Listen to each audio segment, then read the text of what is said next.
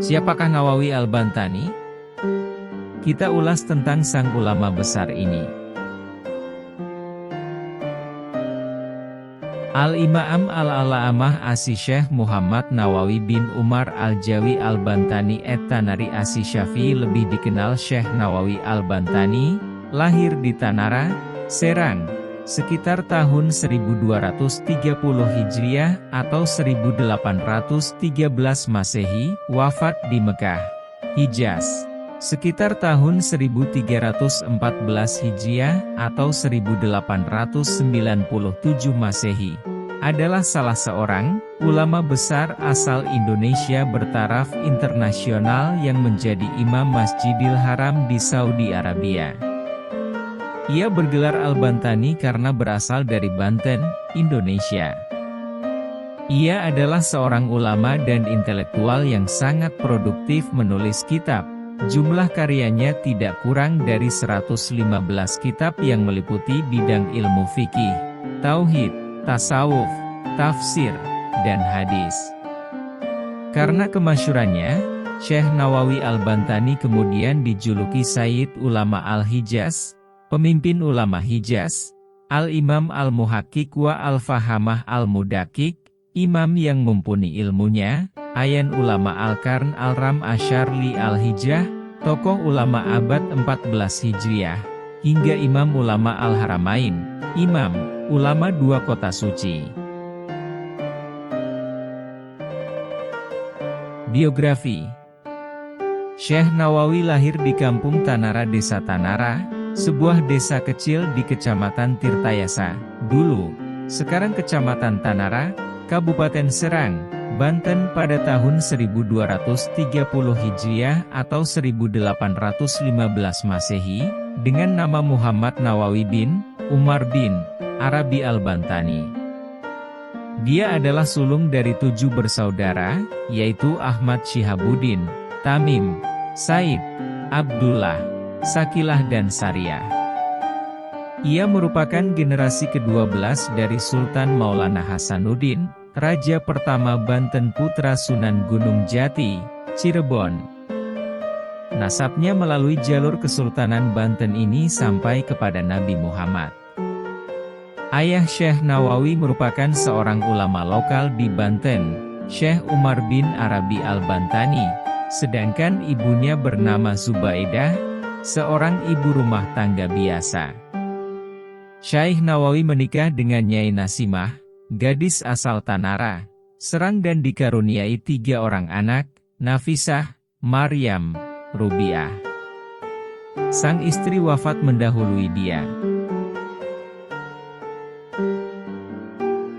Silsilah. Berikut adalah silsilah Syekh Nawawi Al-Bantani sampai kepada Rasulullah.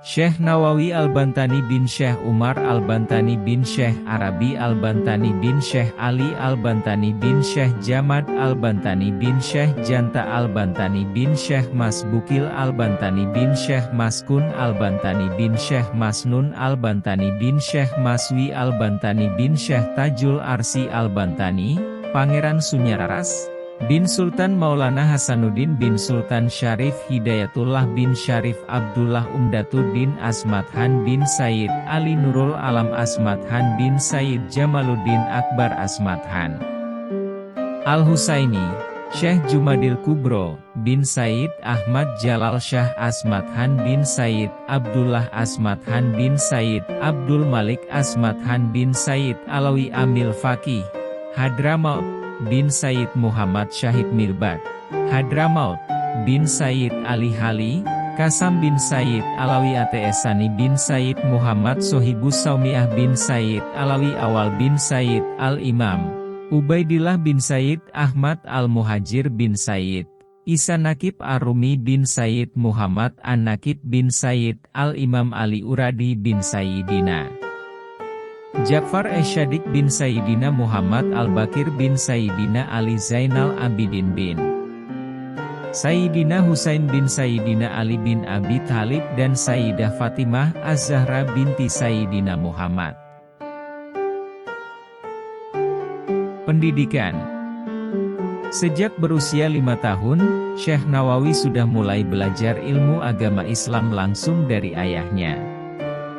Bersama saudara-saudara kandungnya, Syekh Nawawi mempelajari tentang pengetahuan dasar bahasa Arab, fikih, tauhid, Al-Quran dan tafsir. Pada usia 8 tahun bersama kedua adiknya, Tamim dan Ahmad, Syekh Nawawi berguru kepada K. H. Sahal, salah seorang ulama terkenal di Banten saat itu. Kemudian melanjutkan kegiatan menimba ilmu kepada Syekh Baing Yusuf Purwakarta. Di usianya yang belum genap 15 tahun, Syekh Nawawi telah mengajar banyak orang, sampai kemudian ia mencari tempat di pinggir pantai agar lebih leluasa mengajar murid-muridnya yang kian hari bertambah banyak. Baru setelah usianya mencapai 15 tahun, Syekh Nawawi menunaikan haji dan kemudian berguru kepada sejumlah ulama masyhur di Mekah saat itu. Guru-gurunya. Berikut adalah para ulama yang pernah ditimba ilmunya oleh Syekh Nawawi. 1. Syekh Umar bin Arabi Al-Bantani, ayahnya. 2. K. H. Sahal Al-Bantani. 3. Syekh Baing Yusuf Purwakarta. 4. Syekh Ahmad Hatib Asy Syambasi. 5. Syekh Ahmad Zaini Dahlan. 6. Syekh Abdul Ghani Al-Bimawi. 7. Syekh Yusuf Sumbulaweni. 8. Syekh Abdul Hamid Dagestani. 9. Syekh Sayyid Ahmad Nahrawi. 10. Syekh Ahmad Dimyati. 11. Syekh Muhammad Hatib Duma Al-Hambali. 12. Syekh Muhammad bin Sulaiman Hasbullah Al-Maliki. 13. Syekh Junaid Al-Batawi. 14. Syekh Zainuddin Aceh. 15. Syekh Shihabuddin. 16. Syekh Yusuf bin Muhammad Arsyad Al-Banjari. 17. Syekh Abdus Syamad bin Abdurrahman Al-Falibani. 18. Syekh Mahmud Kinan Al-Falibani. 19. Syekh Akid bin Hasanuddin Al-Falibani. 20 dan lain sebagainya. Peranan dan perjuangan. Nasionalisme dan pengabdian di Masjidil Haram. Setelah 3 tahun bermukim di Mekah, Syekh Nawawi pulang ke Banten sekitar tahun 1828 Masehi. Sampai di tanah air dia menyaksikan praktik-praktik ketidakadilan, kesewenang-wenangan, dan penindasan yang dilakukan pemerintah Hindia Belanda terhadap rakyat. Tak ayal, gelora jihad pun berkobar. Sebagai intelektual yang memiliki komitmen tinggi terhadap prinsip-prinsip keadilan dan kebenaran, Syekh Nawawi kemudian berdakwah keliling Banten mengobarkan perlawanan terhadap penjajah sampai pemerintah Belanda membatasi gerak-geriknya, seperti dilarang berkhutbah di masjid-masjid. Bahkan belakangan dia dituduh sebagai pengikut Pangeran Diponegoro yang ketika itu sedang mengobarkan perlawanan terhadap penjajahan Belanda, 1825-1830 Masehi, hingga akhirnya ia kembali ke Mekah setelah ada tekanan pengusiran dari Belanda, tepat ketika puncak terjadinya perlawanan Pangeran Diponegoro pada tahun 1830. Begitu sampai di Mekah dia segera kembali memperdalam ilmu agama kepada guru-gurunya. Syekh Nawawi mulai masyhur ketika menetap di Syi'ib Ali, Mekah. Dia mengajar di halaman rumahnya. Mula-mula muridnya cuma puluhan, tetapi semakin lama jumlahnya kian banyak. Mereka datang dari berbagai penjuru dunia.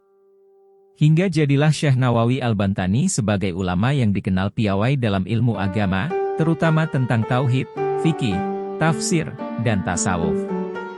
Nama Syekh Nawawi Al-Bantani semakin masyhur ketika dia ditunjuk sebagai Imam Masjidil Haram, menggantikan Syekh Ahmad Khatib Al-Syambasi atau Syekh Ahmad Hatib Al-Minangkabawi.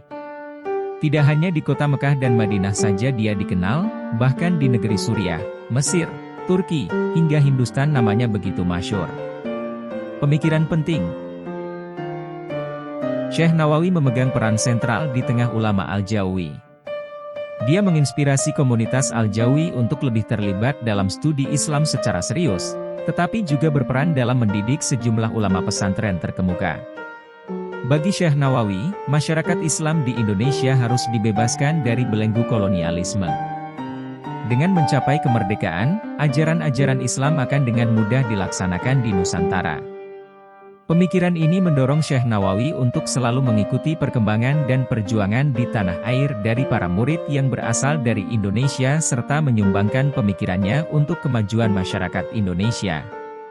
Selain pelajaran agama, Syekh Nawawi juga mengajarkan makna kemerdekaan, anti-kolonialisme dan imperialisme dengan cara yang halus. Mencetak kader patriotik yang di kemudian hari mampu menegakkan kebenaran. Perjuangan yang dilakukan Syekh Nawawi memang tidak dalam bentuk revolusi fisik, namun lewat pendidikan dalam menumbuhkan semangat kebangkitan dan jiwa nasionalisme. Di samping itu, upaya pembinaan yang dilakukan Syekh Nawawi terhadap komunitas Al-Jawi di Mekah juga menjadi perhatian serius dari pemerintahan Belanda di Indonesia. Produktivitas komunitas Al-Jawi untuk menghasilkan alumni-alumni yang memiliki integritas keilmuan agama dan jiwa nasionalisme, menjadi kekhawatiran tersendiri bagi Belanda. Untuk mengantisipasi ruang gerak komunitas Al-Jawi ini maka pemerintah Belanda mengutus penasihat pemerintah, Christian Snow-Purgronje untuk berkunjung ke Mekah pada tahun 1884-1885. Kedatangan Snow ini bertujuan untuk meneliti lebih lanjut dan melihat secara langsung berbagai hal yang telah dilakukan oleh ulama Indonesia yang tergabung dalam komunitas Al-Jawi. Murid-muridnya. Di antara murid-murid Syekh Nawawi yang menjadi ulama berpengaruh antara lain 1. Syekh Muhammad Mahfudz Etarmasi 2. Syekh Khalil Al-Bangkalani, Madura 3. Syekh Tubagus Ahmad Bakri As-Sampuri 4. Syekh Tubagus Muhammad Asnawi Al-Bantani, Caringin, Labuan, Pandeglang 5. Syekh Arsyad Tawil Al-Bantani, pejuang geger Cilegon 1888 dan penyebar Islam di Sulawesi Utara. 11. 6. Syekh Hasan Mustafa Al-Qorofi 7. Syekh Abu Al-Faid Abdus Sattar bin Abdul Wahab Ed-Dahlawi, Delhi, India, pengajar di Masjidil Haram. 12. 8. Said Ali bin Ali Al-Habsi, pengajar di Masjidil Haram. 9. Syekh Muhammad Zainuddin bin Badawi Asumbawi, Sumbawa, Nusa Tenggara Barat. 10. Syekh Abdul Qadir bin Mustafa Al-Fathani, Patani, Thailand. 11. Syekh Abdul Had bin Abdul Hanan Al-Bantani, cucu Syekh Nawawi. 12. KH Soleh Darat As-Samarani. 13. KH Hashim Asyari, Jombang, pendiri Nahdlatul Ulama. 14. KH Ahmad Dahlan, Yogyakarta, pendiri Muhammadiyah. 13. 15. KH Hasan Genggong, pendiri pesantren Zainul Hasan Genggong. 16. KH Mas Abdurrahman, pendiri Matlawel Anwar. 17. KH Raden Asnawi, Kudus. 18. Haji Abdul Karim Amrullah, Sumatera Barat. 19. KH Tahir Jamaluddin, Singapura. 20. KH Daud, Perak, Malaysia. 21. KH Hasan Asyari, Bawean. 22. KH Najihun, Mauk, Tangerang. 23. KH Abdul Ghaffar, Tirtayasa, Serang. 24. KH Ilyas, Dragilan, Serang. 25. KH Washid, pejuang geger Cilegon 1888. 26. KH Tubagus Ismail, pejuang geger Cilegon 1888. 27. KH Arsyad Kashir Al-Bantani, pejuang geger Cilegon 1888. 28. KH Abdurrahman, pejuang geger Cilegon 1888. 29. KH Haris, pejuang geger Cilegon 1888. 30 KH Akib, Pejuang Geger Cilegon 1888. 31 dan lain sebagainya. Kisah Syekh Nawawi dan murid-muridnya. KH Hasyim Asy'ari. KH Hasyim Asy'ari saat mengajar santri-santrinya di pondok pesantren Tebu Ireng sering menangis jika membaca kitab fikih Fath al-Qarib yang dikarang oleh Syekh Nawawi. Kenangan terhadap sang gurunya itu amat mendalam di hatinya hingga haru tak kuasa ditahannya setiap kali baris Fath al-Qarib ia ajarkan kepada para santrinya. Gelar-gelar. Di antara gelar kehormatan yang disematkan kepada Syekh Nawawi Al-Bantani adalah sebagai berikut. 1. Al-Sayyid Al-Ulama Al-Hijaz, tokoh ulama Hijaz, atau Sayyidul Hijaz, penjaga Hijaz. 2. Nawawi Etsani, Nawawi kedua. Orang pertama yang memberi gelar ini pada Syekh Nawawi adalah Wan Ahmad bin Muhammad Zain Al-Fathani. 3. Al-Imam wa Al-Fam Al-Mudaqiq, tokoh dan pakar dengan pemahaman yang sangat mendalam. 4. Ayan, ulama Al-Qarn Aram, Asyarli Al-Hijjah, tokoh ulama abad 14 Hijriah. 5. Imam, ulama Al-Haramain, imam ulama dua kota suci. 6. Doktor Ketuhanan, orang pertama yang memberikan gelar ini pada Syekh Nawawi adalah Cheristiaan Snow Khurdronje. 7. Asy Syaikh Al-Faqih, disematkan oleh kalangan pesantren. 8. Bapak Kitab Kuning Indonesia, disematkan oleh para ulama Indonesia. Karya-karyanya. Ulama asal Mesir, Syekh Umar Abdul Jabbar dalam kitabnya, Al-Durus min Madi Al-Tealim wa Hadlirih Bi Al-Masjidil Al-Haram, beberapa kajian masa lalu dan masa kini tentang pendidikan masa kini di Masjidil Haram, menulis bahwa Syekh Nawawi sangat produktif menulis hingga karyanya mencapai 100 judul lebih yang meliputi berbagai disiplin ilmu. Banyak pula karyanya yang berupa syarah atau komentar terhadap kitab-kitab klasik. Sebagian dari karya-karya Syekh Nawawi diantaranya adalah sebagai berikut. 1. Al-Samar Al-Yaniyah Syarah Al-Riyal Al-Badiah. 2. Al-Ad Al-Samin Syarah Fath Al-Mubin. 3. Sulam Al-Munajjah Syarah Safinah Al-Syalah. 4. Bahjah Al-Wasail Syarah Al-Risalah Al-Jami'ah Bain Al-Usul wa Al-Fiqh wa Al-Tasawuf. 5. Al-Taushih Qut Al-Habib Al-Gharib Syarah Fath Al-Qarib Al-Mujib. 6. Nihayah Al-Zain Syarah Qurrah Al-Ain Bi Muhimmah Al-Din. 7. Maraki Al-Ubudiyah Syarah Matan Bidayah Al-Hidayah. 8. Nasyai Al-Ibad Syarah Al-Manbahatun Ala Al-Istidat Liyaun Al-Mi'ad. 9. Salalim Al-Fadlah Syarah Mandumah Hidayah Al-Asqiyah. 10. Kamil Al-Tudyan Syarah Mandumah Syubu Al-Iman.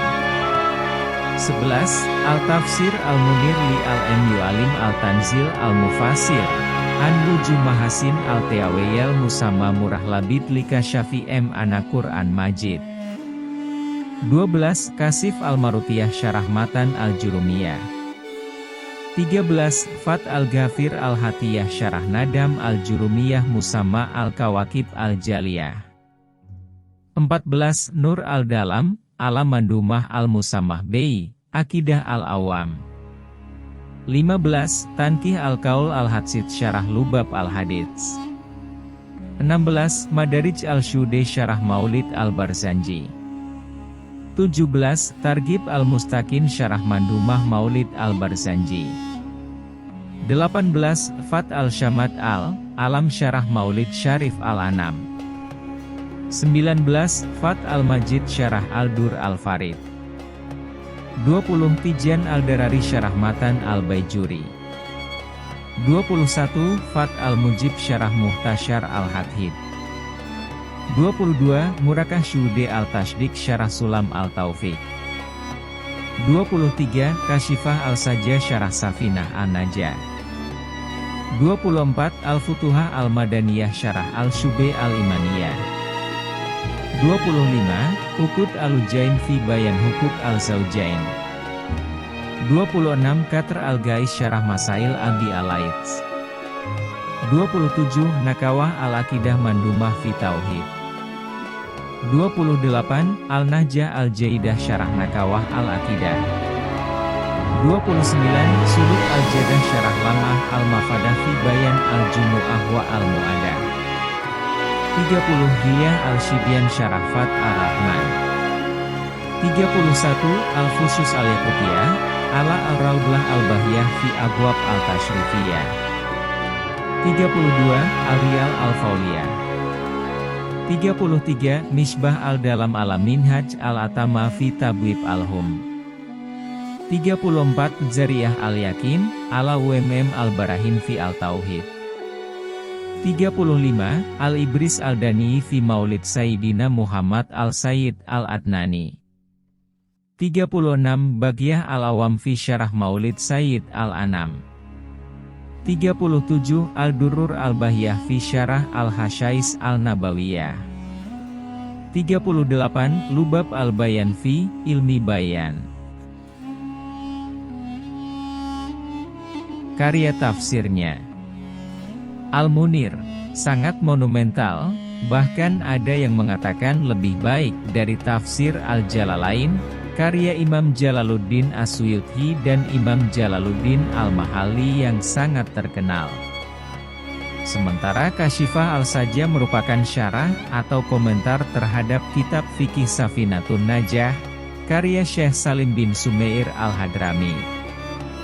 Karya-karya dia di bidang ilmu akidah misalnya adalah Tijan Ed-Darari, Nur Al-Dalam, Fat Al-Majid. Sementara dalam bidang ilmu hadits misalnya Tanqih Al-Qaul. Karya-karya dia di bidang ilmu fikih yakni Sulam Al-Munajjah, Nihayah Al-Zain, Kasyifah Al-Sajjah, dan yang sangat terkenal di kalangan para santri pesantren di Jawa yaitu Syarah Uqud al-Ujain fi Bayan Hukuk al-Zawjain. Adapun Kamiu al-Tughyan, Nasyaih al-Ibad dan Minhaj ar-Raghibi merupakan karya tasawuf.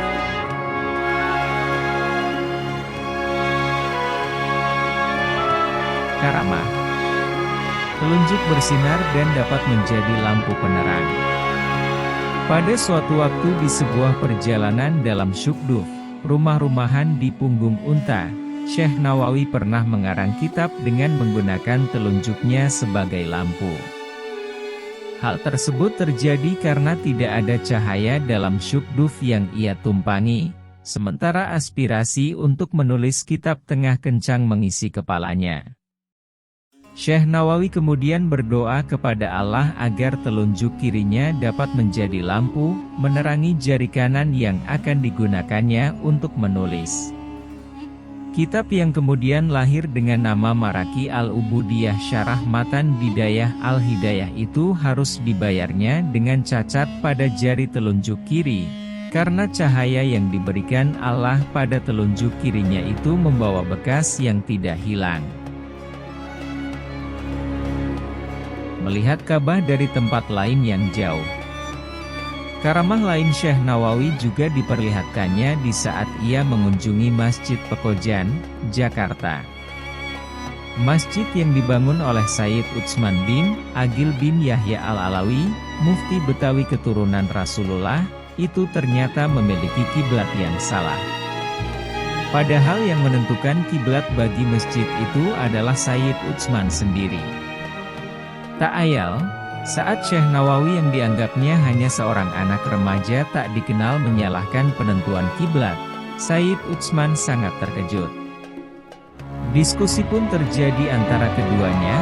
Sayyid Utsman tetap berpendirian bahwa kiblat Masjid Pekojan tersebut sudah benar, sementara Syekh Nawawi remaja berpendapat arah kiblat haruslah dibetulkan.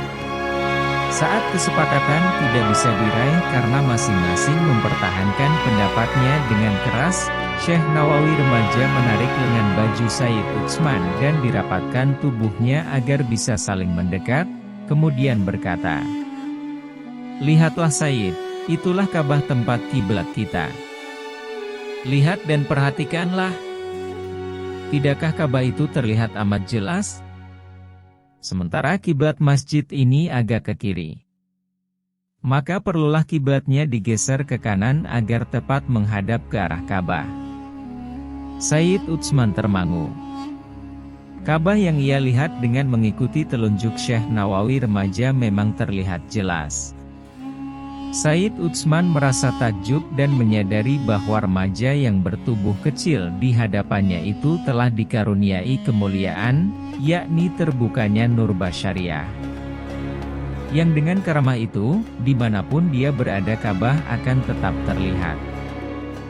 Dengan penuh hormat Sayyid Utsman langsung memeluk tubuh kecil Syekh Nawawi. Sampai saat ini di Masjid Pekojan akan terlihat kiblat digeser dan tidak sesuai aslinya.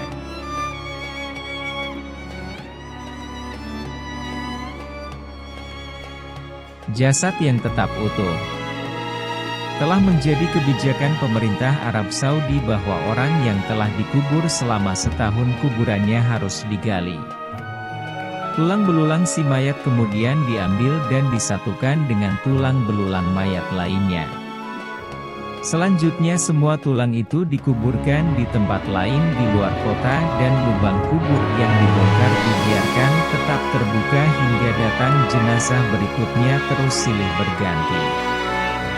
Kebijakan tersebut dijalankan tanpa pandang bulu hingga menimpa pula pada makam Syekh Nawawi. Setelah kuburnya genap berusia 1 tahun, datanglah petugas dari pemerintah kota untuk menggali kuburnya. Tetapi yang terjadi adalah hal yang tak lazim. Para petugas kuburan itu tak menemukan tulang belulang seperti biasanya, yang mereka temukan adalah satu jasad yang masih utuh. Tidak kurang satu apapun, tidak lecet dan tidak ada tanda-tanda pembusukan seperti lazimnya jenazah yang telah lama dikubur. Bahkan kain kafan penutup jasad Syekh Nawawi tidak sobek dan tidak lapuk sedikit pun. Terang saja kejadian tersebut mengejutkan para petugas. Mereka lari berhamburan mendatangi atasannya dan menceritakan apa yang telah terjadi. Setelah diteliti, sang atasan kemudian menyadari bahwa makam yang digali itu bukan makam orang sembarangan. Langkah strategis lalu diambil, yaitu larangan dari pemerintah untuk membongkar makam Syekh Nawawi. Jasadnya lalu dikuburkan kembali seperti sedia kala, dan hingga sekarang makam Syekh Nawawi tetap berada di Al, Mekah.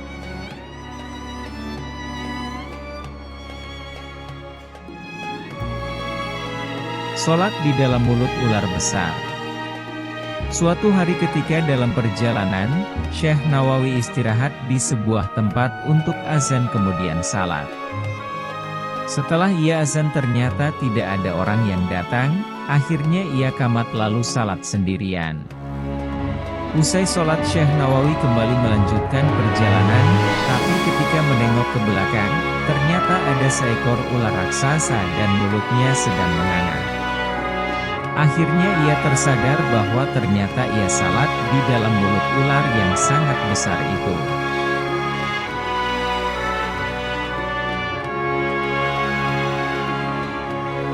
Menghasilkan karya-karya yang fenomenal.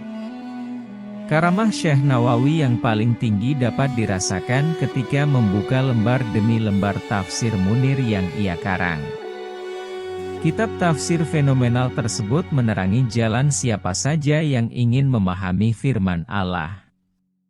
Begitu juga dari kalimat-kalimat lugas kitab fikih, Kasyifah al-saja yang menerangkan syariat. Dan ratusan hikmah di dalam kitab Nasyaih al-Ibad.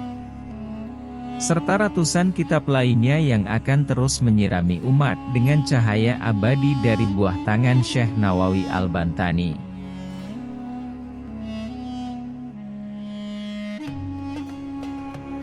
Wafat. Syekh Nawawi wafat di Mekah pada tanggal 25 Syawal 1314 Hijriah atau 1897 Masehi. Makamnya terletak di Jannatul Mu'alla, Mekah. Makam dia bersebelahan dengan makam anak perempuan dari Sayyidina Abu Bakar As-Siddiq, Asma binti Abu Bakar Al-Siddiq. Meski wafat di Jazirah Arab, namun hingga kini setiap tahunnya selalu diadakan haul atau peringatan wafatnya Syekh Nawawi Al-Bantani di tanah air. Tepatnya di Pondok Pesantren An-Nawawi Tanara di Tanara, Serang, asuhan KH Maruf Amin. Haul Syekh Nawawi selalu ramai dihadiri para santri Nusantara, bahkan mancanegara.